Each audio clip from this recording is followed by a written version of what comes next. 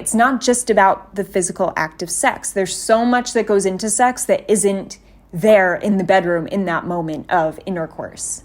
And a lot of us forget that. And a lot of you guys forget that especially. And that's when you go into this performance mode of like, everything's about the performance, when there's all these other things that go into what makes sex great.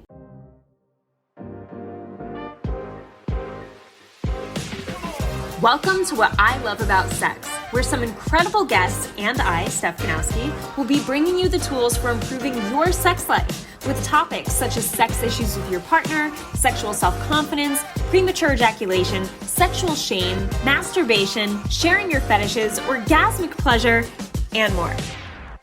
Sex is still so taboo, and I personally believe that by improving our understanding and communication skills around sex, we can enhance our own self-pleasure as well as deepening our long-term romantic relationships.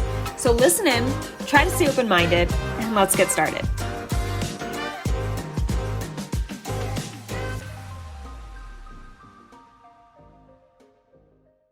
Hey guys, welcome back to another episode. I am in Argentina today and for the rest of the weekend, which is very exciting. I have never been to South America. And in Buenos Aires, Palermo, and it is beautiful. I'm here with Andrew because he originally was going to come alone and just come over here for like a couple days to meet with his business partner, and just they were doing some type of like get together thing to network. So he was like, why don't you come with me? I'll extend the trip and we can make a little trip out of it and explore on the weekend. And I was like, hell yeah. So we did it. I actually, to be honest, miss Austin already. Like as I was packing, I was missing our Austin and our apartment. That's how much I love it there so far. It feels nice to love home so much. But being here is very exciting. I am very grateful to be able to come here and have the flexible schedule I do. So it's been nice to try some food so far. I'm really excited to go to this restaurant where everything on the menu looks so different from anything I've ever seen. And that's always exciting to me, is like seeing something like I've never seen that in my life. What could that possibly even taste like? Let's go. So that's the restaurant I think we're going to go to tonight. And yeah, just practicing my Spanish, paying with pesos and fucking up and embarrassing myself. I really am more familiar with French than I am Spanish. So I did not practice as much as I should have. But I think moving forward, I might be using Google Translate to help me have some conversations with people. It was funny because the woman yesterday at the coffee shop, you could tell she was so curious about me. It was like I was a Martian and she was trying to understand me. And she wanted so bad to like understand what I was saying, but I didn't know how to explain myself to her. Obviously, I didn't have the words. So we're just going back and forth, like trying our best to let each other know what we mean. And it was just funny. We were just laughing. It was really cute, to be honest. But yeah, just exploring the little markets. They have a lot of fresh fruit and veggies. Anyway, it was interesting because I learned that the outlets here are totally different, electricity-wise, than in the U.S. I don't leave the U.S. much, so I was like, "What is this?" So we have an adapter to be able to plug our things in, but I brought my heating pad knowing I was getting my period. And I've basically been sleeping with my heating pad every day for the last 9 months since I've had the abdominal pain. And it's been like my best friend. So of course I brought my heating pad and I go to plug it in and it explodes, like sparks. The bed smokes for 2 seconds. We're like, holy shit, what the fuck just happened? And apparently, I think it's the voltage is too high in certain products in the US that that other countries can't handle it. So that was very interesting to know. I wish I knew that before I blew up my best friend.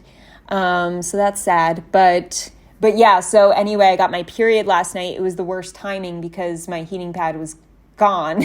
And I'm just like, Andrew was out at an event, so I was like, can you please find like painkillers for me? So I'm trying to distract myself, and I'm just like, what do I do? Because watching The Office is not working. So I see a Rubik's Cube that I was fucking around with downstairs the other day. So I bring it upstairs and I search YouTube videos to teach me how to learn. And guys, I'm like 60% of the way. It's so interesting how this guy teaches. He has like step 1, step 2, step 3, step 4, all the way to like step 8. I'm on step 5. So I keep fucking up. So I'm trying to get past that step and I'm getting so close. So it's really exciting because I never knew the system of going through a Rubik's Cube. So it's such a fucking nerd. But yeah, it was a great distraction for 2.5 hours of being in pain, waiting for Andrew. And I feel like I'm gaining a new skill. So that was fun. Something else I've been doing lately that Andrew's been laughing at me for is playing Sudoku. He doesn't laugh at me. He definitely encourages it and loves that I'm playing it. But he calls me an old lady because I have this little book and I sit in bed every night, the past few nights, and I'll either read or I'll play Sudoku on the hard level. And I'm trying to get good at the hard level and try to get really fast. So that's been my other little hobby that I've been doing. So to add Rubik's Cube to the mix, I am really becoming a nerd. Anyway, diving into today's topic. That's enough random shit to share with you. I wanted to talk today about comparisonitis, all right? Because a lot of you guys, you think about your partner's exes more than she probably thinks about them, to the point where it's like, why are you thinking about guys when it comes to your sex life more than she's thinking? Like she's not thinking about them. Like, stop thinking about them. So that's the easy answer. It's just, dude, what are you doing? Stop. But I get it. I get that, especially if you're dealing with like a dick-related issue or you feel insecure to some extent in the relationship in regards to communication or in regards to, like I said, a dick-related issue or your lack of confidence at this stage in life. Sometimes other areas of life can damage your sex confidence, right? Because your overall confidence is lowered. Say you lose a job, right? You gain a bunch of weight, you don't know why. That's going to affect your sex life because it affects your stress. And it affects the way you perceive yourself as desirable or attractive. So I get it. When you get to the point of dealing with, some demons around this stuff, it's easy to feel like, oh, well, she probably enjoyed her last partners more than me. I know I had this thought come up and about a couple times going through, the pain that I've been dealing with and feeling like, oh, Andrew probably had so much more sex in his last relationship. That definitely was a thought that crossed my mind maybe like twice. I didn't dwell on it, but it did come up where it's like, am I good enough? I don't feel like I'm good enough for him right now. And that was sad. And that was like, it's not a good thought. It's a stressful thought. It makes things worse. Like I said, you really can't dwell there because it just makes everything worse. So let's talk about it. I want to give you 4 points to keep in mind whenever you find yourself in this headspace of comparisonitis to her past partners, feeling like, oh, she probably had better sex before me. I'm probably not good enough for her. Whatever type of thought pops up like that. All right. So point number 1 is the obvious, but we kind of want to bring some humor into this. She's with you, not him. Like, dude, she's with you. Like, do you see her with you, having sex with you, not having sex with him? So even if you're dealing with an issue, at some point, if she was with another guy or her previous partner, there would be a point where she dealt with an issue with him. Whether that's an issue they dealt with together, whether he had a dick-related issue, because every single guy goes through some type of dick issue, whether it lasts for a day, a few days, a few months, a few years. It happens to every single guy. Or it's communication issue, like I said, between the two of them, which is probably most relationships. And, or she would have an issue with that past partner. So don't think that just because you are dealing with something that means her past partner would never have any faults of his own or never have his own challenges or their own issues as a sexual couple. All right. She's with you because she enjoys being with you and she enjoys the sex with you, but she also enjoys more than just the sex with you, which brings me to point number 2. sex is not the most important thing for good sex. Let me say that again. Sex is not the most important thing in terms of frequent sex in order to have good sex. And sex alone does not determine whether or not your sex life is healthy. All right, it's not just about the physical act of sex. There's so much that goes into sex that isn't there in the bedroom in that moment of intercourse. And a lot of us forget that. And a lot of you guys forget that especially. And that's when you go into this performance mode of like, everything's about the performance. Everything like sex is just about you putting your hard dick into her vagina. Like and it has to be hard and it has to go into her vagina and last a certain amount of time. Like you make sex to mean basically that when there's all these other things that go into what makes sex great. And when I say sex is not the most important thing for good sex, what I mean is like connecting to your partner, like having a solid relationship where you feel connected, where you feel like you can talk to them about anything, when you feel like you can handle conflicts that come up, when you feel emotionally safe, basically. You feel like that's your person. Like, oh man, like think about it. Like how much better is sex with your actual partner the more sex you have with that partner, right? It becomes comfortable. And that comfortability allows you to try more things. It allows you to discuss more things. It allows you to bring up things that you're concerned about in a way where, you know, it's coming from this place of love and you guys can do it together, can handle that together. So you get to the bottom of issues more quickly. You bond more quickly. You spend more time in intimacy because you might see each other a lot more frequently. So there's a lot of touching and there's a lot of anticipation building.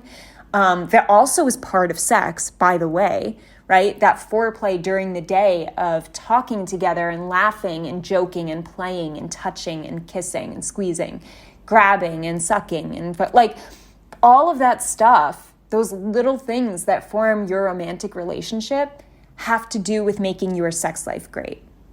And you forget about all those things. You just think about, oh, when I get to the bedroom, I have to be rock hard and I have to be able to penetrate her for this amount of time. And that's not what sex is. And that's not what women see like attached to as, oh, he's a great sex partner. Like I've had, and I mentioned this before, I had a partner who I had sex with who gave me, and I wouldn't even say he gave me, I had multiple orgasms while with him. And he was a terrible partner. Like, yeah, the sex was like, everything worked. Like everything was, there were never any sex tangible issues. But because I felt so disconnected and not cared for, and like he hardly ever touched me, he hardly kissed me. We joked around a lot, but it was never in a romantic way. It was more of like, hey, yeah, you're just here and I'm here and we're familiar with each other. That's like where our joking was. But yeah, everything worked. I orgasmed multiple times every time, but he was a terrible sex partner. Like the sex was not something I ever think fondly of. Like I don't ever look back and crave that sex. Like it was good if you look at it from the outside and you judge it based on performance. Then yeah, if you just based it on performance, it was amazing sex. But if you base it on the relationship, it was horrible. And I never would want it again. So you have to see sex from this place of, wow, it's so much more. Sorry, I keep kicking chairs. It's so much more than the act of sex itself. And you have to see it that way so that you can take advantage of all these other ways you can make your sex life great. If maybe performance in terms of like premature ejaculation, erectile dysfunction is a problem for you right now at this current moment. All right? Because that's going to take away anxiety when you realize all the other things you can control.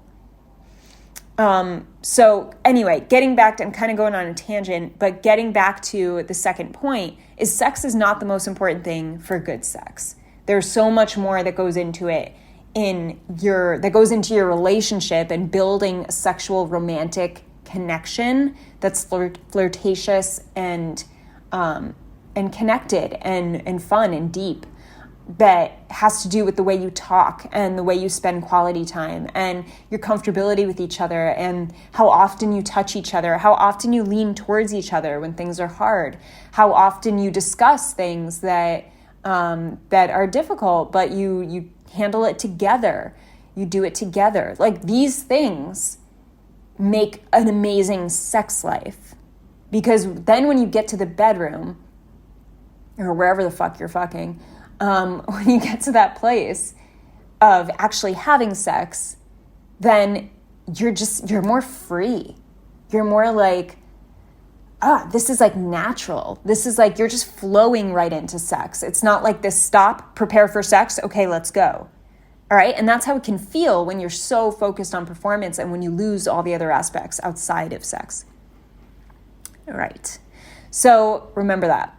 Point number 3, when it comes to comparing yourself to our exes and wanting to not get into this dwelling place, is change things up. A lot of you are afraid to change things up because you don't want to admit or find out that you're not doing enough exciting things. So you kind of keep yourself in this loop of, oh my God, it's probably not good enough for her, but I'm afraid to bring up if she wants to change anything, because then what if she does? That means I'm definitely not good enough for her, right? So it's like this self-fulfilling prophecy in a way, because you don't bring up how to have different types of sex, more exciting sex, more novel sex, out of fear that you'll feel like you're a disappointment. So you don't change things up. You keep things the same every single time. And it eventually does get boring, and she eventually does want more. So changing things up is really important for your sex life too. I believe it's important for everyone. And even if you have a good sex life, it's still healthy to bring something new into the mix once in a while. And it doesn't have to be drastic. It doesn't have to be a crazy fetish or anything. It could simply be, hey, let's try this new lube. It has like this, that maybe it's the KY lube that's like hot and cold or something. I hated that lube, but some people like it. It could be an arousal gel that gets her a little more stimulated. It could be you trying permescent, trying something to help you last longer. It could be you using your necktie to hold her hands, to tie her hands behind your back or tie her to the bed. It could be you making out with her and saying, hey, we should just make out for like 30 minutes and just get super horny and then just like see what happens and see how we just can't stand it anymore. Like these little ideas of minor shifts can be really helpful, because if you're in this routine of just, hey, like you want to do it, and then you go in the bedroom and you go down on each other and then you have sex and then it's done and you walk away and wash up, like get out of that fucking routine, okay? It's not helping. It's not going to make your sex life great. It's what so many people get stuck in the loop of doing, and you lose each other when you do that time and time again, and you don't introduce anything else that brings you closer or that excites you. Like, if you want sex to be fun and exciting, you want to try little things here and there that are different so that you're not doing the same thing on repeat and it doesn't feel like some chore, especially if she's not having orgasms or she's not receiving clitoral stimulation. This is why a lot of women just feel like sex is a chore, or it's just, I don't have time, I'm too tired, because they're not finding actual fulfillment from it. They're not finding enjoyment from it. They're not actually receiving pleasure from it. Penetration isn't always pleasurable. So you have to understand that, and you have to talk with your partner about changing things up. And if she's not wanting sex, ask her. Don't be afraid to ask, like, I realize we used to have a lot of sex. You used to like having sex often. Is there something that shifted or changed since that time? And bam, just ask the question, leave it there for her to answer. Because if you don't find out the answers to that type of question, you're never going to know where you guys are really at, and your sex life is going to get more and more awkward, and you will have less and less of it when it becomes awkward and you talk less about it. I was just talking to a client yesterday, and I was saying, it's amazing how the more you think about sex in a positive way, in a way that works for you, and you intentionally think of good things about your sex life and about yourself as a sexual being, then the more you end up talking about sex with your partner, which is very important to therefore have more sex together. And then the more sex you have, the more sex you tend to have. So it's kind of like this cycle of keeping sex on the brain in a way that's about pleasure leads to more pleasurable conversations and a deeper understanding of each other and a higher capacity for handling difficult conversations, because you know that overall this is a positive topic. It's okay. It's okay for there to be issues once in a while. You want to get through those so you can continue with the pleasure. And then you start having more sex and you start gathering more of those positive sex experiences, which for the two of you makes sex more of a priority, because you're like, hey, we talk about this, we know what we each want, then we have it, it feels great, then we want more of it, because we know we can talk about it and that will lead to more of it that's actually pleasurable for both of us. So when you're in the opposite cycle, which I was also sharing with my client, it's more like, you're hardly thinking about sex, you're thinking about sex in a worrisome way, then you're afraid to have sex conversations because you think about it in this worried way, you attach it to this anxiety. So whenever you bring it up, if you do bring it up, it's coming from this anxious, defensive place, and then it doesn't promote a healthy conversation. You don't really get answers. And then you have sex randomly one day. The sex isn't great because it's in the routine. You haven't talked about it. And then you don't know when you're going to get it next because it wasn't the most pleasurable sex. It was stuck in your routine. You don't know where your partner's at or what they're thinking or how they're feeling. And you stay in this loop of thinking like, oh, sex isn't that great, right? And then it leads to square one, which, as I just said, sex isn't that great. And that's how you think. And then you have less conversations, and then you have less sex, and sex becomes this random sporadic thing. So notice the two cycles, right? And changing things up, going back to point 3, is really important for you to create some type of newness. And women especially want that newness. Men are more easygoing in general in terms of like, yeah, I could get a blowjob every day the same way for the rest of my life and I'm set. Like, I'll be good.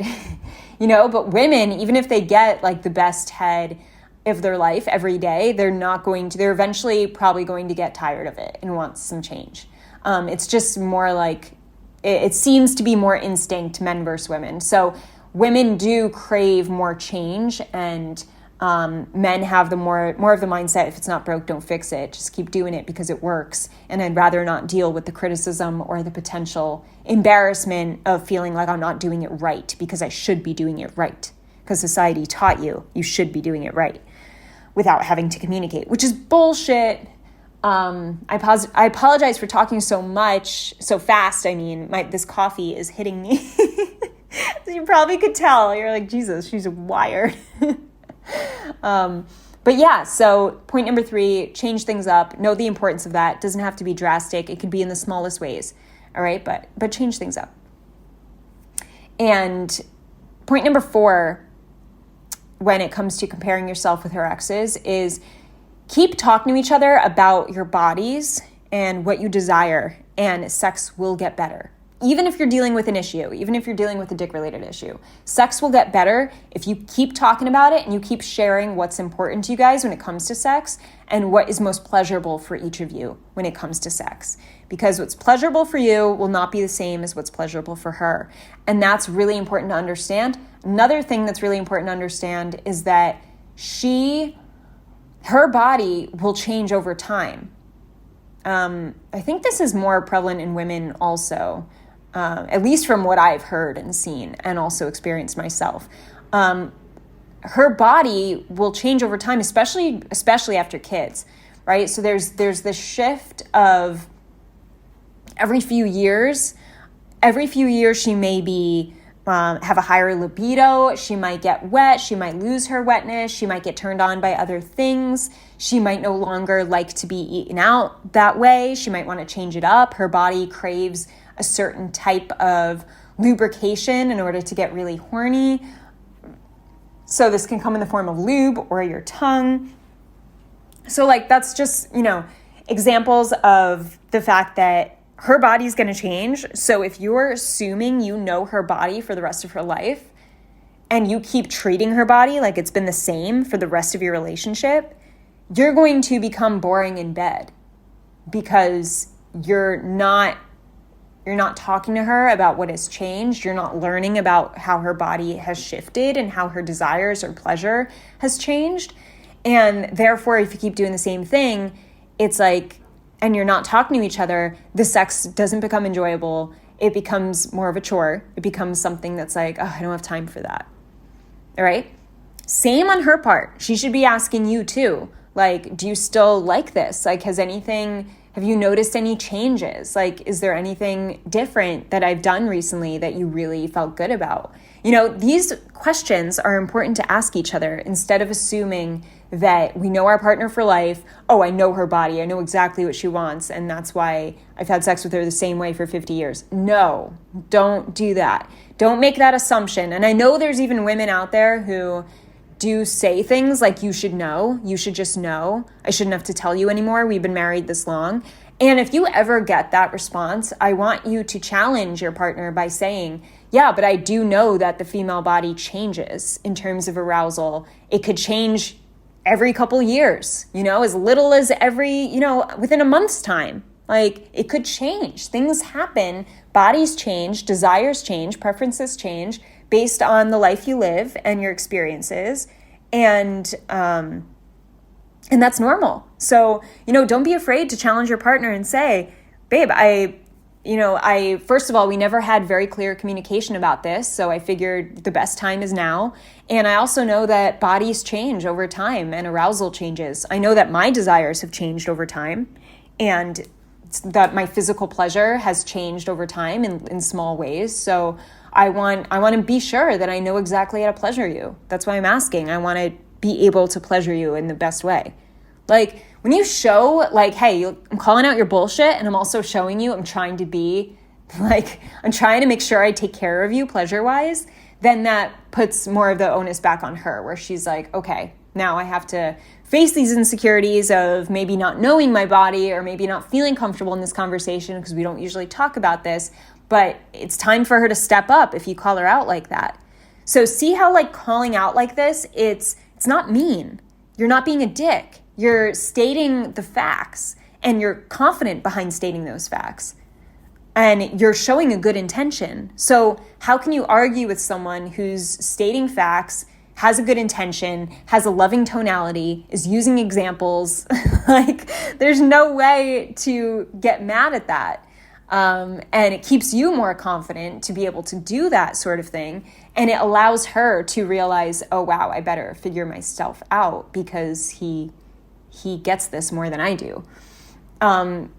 So you got to keep talking about each other and about your bodies and how your desire has shifted. Like I said, even if you're dealing with an issue, such as PE or DE, erectile dysfunction, you still want to talk about other things that you crave, about things that feel good, about maybe ways that while you're dealing with something like PE, the sex would work a lot better if you made a few shifts in the bedroom, right? Like, maybe it's like, hey babe, maybe if you jerk me off in between penetration, that would be so hot.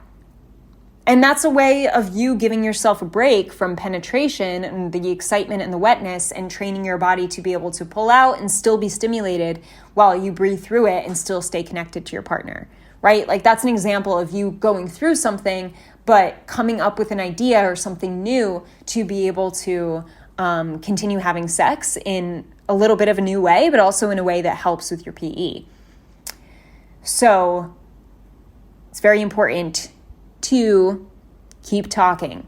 And I do want to mention sex toys here, because when you talk to each other and you realize, oh, I'm really into this, or I would love to try this, sex toys could be a really easy way to, first of all, shop together and find one that excites you together and be like, hey, like, what do you think of this? What do you think of that? So that's like a sexy, fun way to do it together and explore, like, oh, would you ever try this? Would you ever want this? What do you think we try this? And it becomes this wee, playful conversation where maybe if you guys are uncomfortable having conversations about about what you desire or how to change things up, a sex toy website could be an easy place to start, because it's like, why don't we look at like some ways to change things up? Like I found a few websites, and that way you can start there. So for instance, Lalo is a great company, and they have really just high-end quality toys that will last a long time, that are made from really good material, have really great vibration settings, and a lot of different just styles of toys. And one that I think is a great one, especially for a beginner, is called the Sela Cruz. And this is primarily for a woman's pleasure because it's a clit sucker, but it could also be used on the nipples, and it could be used like not even directly on her clit, but like on her labia, and just around that area. Also the area, I forget the name of it. Oh, this is terrible. I should know this. But it's the little area right in between the vaginal opening and the clitoris. That is a highly sensitive area as well that feels very good, especially for suction. So to use suction, a suction toy that is primarily for clitoral pleasure, which the majority of women, all women will enjoy clitoral pleasure, basically. I can't say all because, I just can't say that. But the majority of women need it to orgasm and to feel highly aroused. So this is a great toy that's not too intense. It's just a little sucker. It vibrates. It goes, and then it goes faster, or you could do different rhythms. You could use it in the shower. So it's this good way for you to use it. It would be great for you to use it on her while you're making out with her, and just use it to suck her clit, and you're making out, right? So it's like, you're providing her pleasure, and then you can either go down and use your tongue after that, because the tongue will feel so nice after a little vibration, or I'm sure it can for most. And then you could throw it aside, you can keep using it, but it's something she can use by herself very easily as a beginner if she's reintroducing something new. And you could also use it as a toy together. So that's just an example of a toy that you can talk about and be like, hey, would you want to use this? I could see us using it while we make out during foreplay, and I could use it on you and just like touch you all over, or just, use it on your nipples because I know you like suction on your nipples, whatever. So when you use examples too in these conversations of kind of painting a picture of like, babe, I could see us using this, and maybe we could try doing it this way. Like, what do you think? Should we buy it? That visual and that picture and that example really helps to create a liveliness about it, where it's like, oh, I could actually see this happening.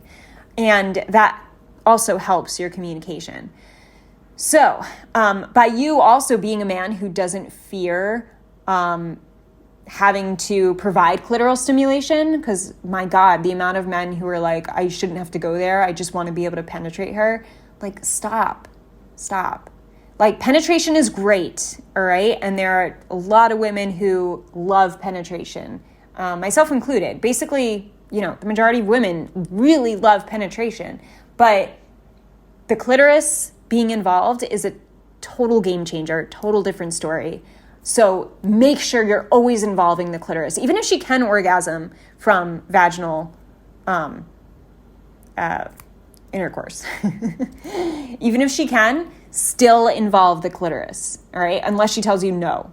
And there are some women who they're hypersensitive, their bodies change once again, and their clitoris used to feel great, but then it got really, really sensitive, or they used to really not love clitoral play, and now they love it, and they don't know because you only vaginally penetrate because you found out she can come through vaginal penetration. That doesn't mean you just forget about the clitoris.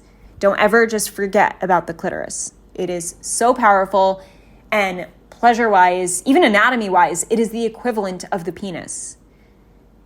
All right? So don't be thinking the vagina is the equivalent of the penis in terms of pleasure, or even anatomically, because the clitoris actually becomes a penis when someone is formed as a male. All right? So you got to think, and you got to remember how important that little thing is. It's actually big. It's just internally big, and the outside is very small. So So even during vaginal penetration, the clitoris is being stimulated internally as well.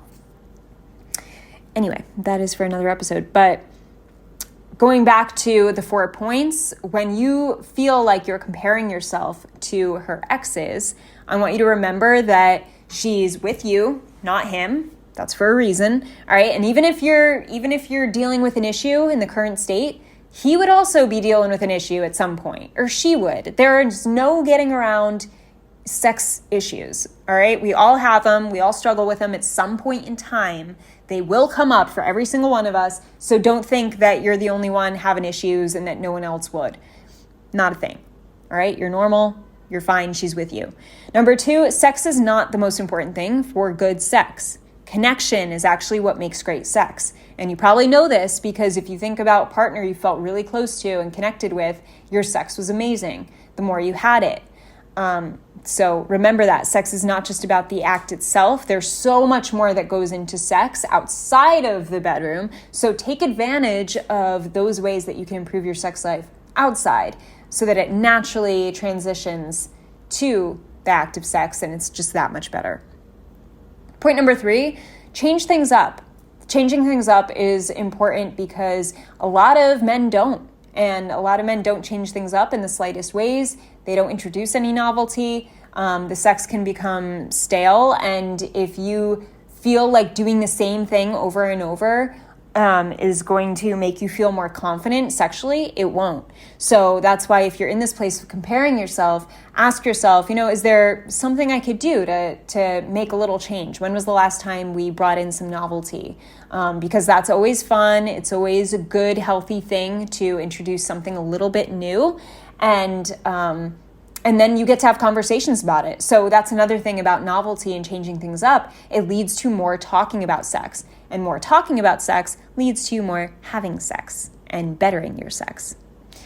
And then the final point, number 4, is keep talking to each other about your bodies and what you desire, and sex will only get better, even if you're dealing with an issue, all right? So when you keep talking to each other about your bodies and understand that, hey, our bodies change over time, every couple years, every year, every few months, whatever it is, like that's normal. That's okay for your body to be changing, for you to get turned on by different things, for you to desire something new you never desired. And you want to be sharing that with your partner consistently. So don't ever try not to fall into the habit of just assuming you know your partner for life. Always have these conversations and talk about, hey, like anything new that came up for you or anything you liked that, when we tried that new thing, did you really enjoy that? Would you want to continue down that route of trying maybe another toy like that or trying just like getting more into sucking, right? Is that something that's like, your thing now? So these conversations are so fun and healthy and they just promote a novelty while also keeping the familiarity. So have conversations about your bodies changing and desire changing and keep up with each other because that will continue some mystery. It will continue the fun, the exploration, and that helps with amazing sex. And the more sex you have and the more you pay attention and you're mindful about changing things up and talking to your partner, then the better sex you will have. All right. So I wish you all better sex. And I wish you all to stop comparing yourself to her exes. It's not helping you. There's no reason to dwell there. Just whenever you catch yourself doing that, remind yourself of these points. Treat it like a checklist where you're like, am I doing these things? And keep yourself in check so that you don't go down this rabbit hole. But that's it, guys. If you're interested in the See La Cruz by Lalo, the clit sucker, which I encourage you to get this toy or something like this toy that focuses just on the clitoris that you can use with her and she could also use by herself. Find a toy that does it, all right? If not Lalo, then another one. But you can use my code Steph at the Lalo website to get a discount on the See La Cruz. And yeah, I hope you guys enjoyed this episode and got a lot out of it. Also, don't forget to check out my masturbation meditations, my sex meditations, sorry. This is the subscription of sex meditations that help you to be more present and more in the moment during sex. And they are helping so many guys. Every time I get on a call with a guy, he's like, I've been using the sex meditations, and it made me realize how weak my orgasms were, and how porn was just so distracting, and how I lacked presence with my partner. And I'm realizing I like to be stimulated in a way that I didn't know. So really cool stories coming from the sex meditations. So if you want to check them out, even for just a month, check them out. The link is in the description of this episode, Sex Meditations. I hope they help you, as they've been helping so many guys so far. And that's it. Have an amazing morning, evening, or night, wherever you are in the world. I'll talk to you soon. I hope this episode helped you. If it did, I would love for you to leave me an iTunes review. It would mean the world to me. You can also screenshot your favorite episodes and tag me on Instagram at Steph Ganowski. And before I go, remember, your sex life is as good as you make it out to be. Until next time.